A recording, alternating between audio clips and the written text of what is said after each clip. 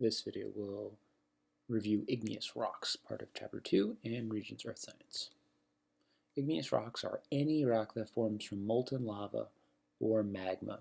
They will be classified as igneous. Molten rock found under the surface is known as magma. Molten rock found on the surface, like from a volcano, would be considered lava.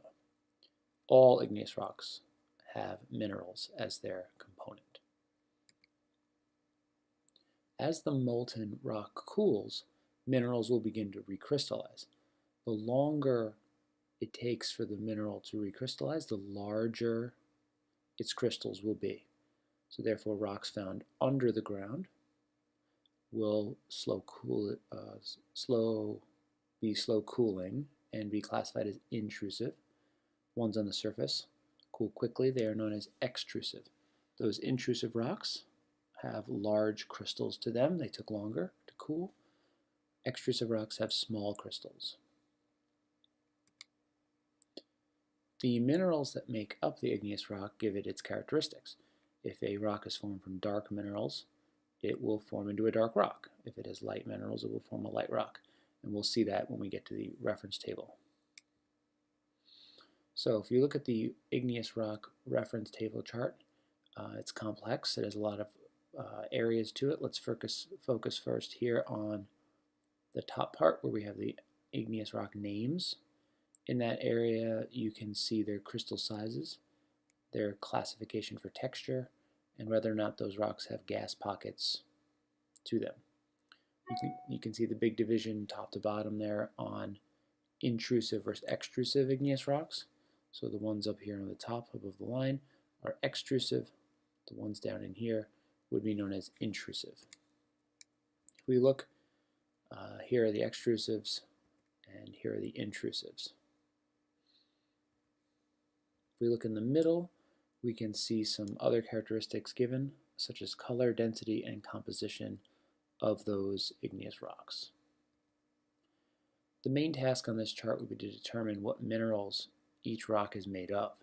In order to do that, you look at this lower area here, and the procedure is this. Draw a line straight down from the rock in question. In this example, we'll use granite.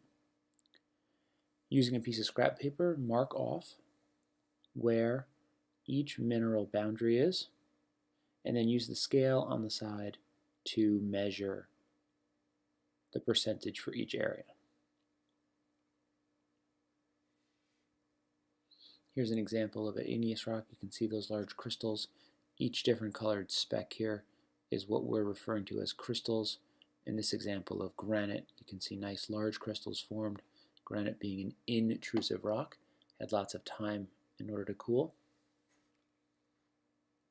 And you can see the lighter color minerals here, giving granite its lighter color overall. Compare that to a dark rock like basalt, and you can barely make out any of the crystals. They look like little specks because basalt is extrusive, forming very quickly on the surface. Its minerals are much darker, giving it a much darker color. Here you can see them side by side. Some igneous rocks have very unique characteristics. These are two extrusive rocks. The one on the left is obsidian. It cools very, very rapidly, causing it to have a very glassy, shiny texture. The one on the right here is a piece of scoria. It formed out of a volcano, also extrusive, with lava that had a lot of gas trapped in it. When that lava cooled, the gas was trapped as bubbles, and we can see that in the rock as gas pockets.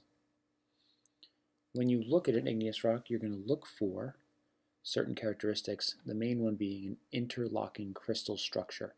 The drawing on the left here shows you what it might look like in on an exam question, or how it's drawn out on paper. You'll look for gas pockets, or you'll look for a glassy, shiny texture. So overall, igneous rocks form from molten rock. That means melted.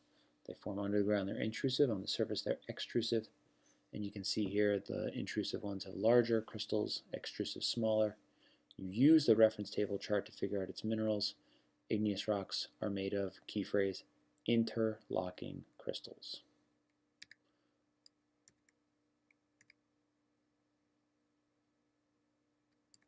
Hope you enjoyed the review. Go to class, do your homework.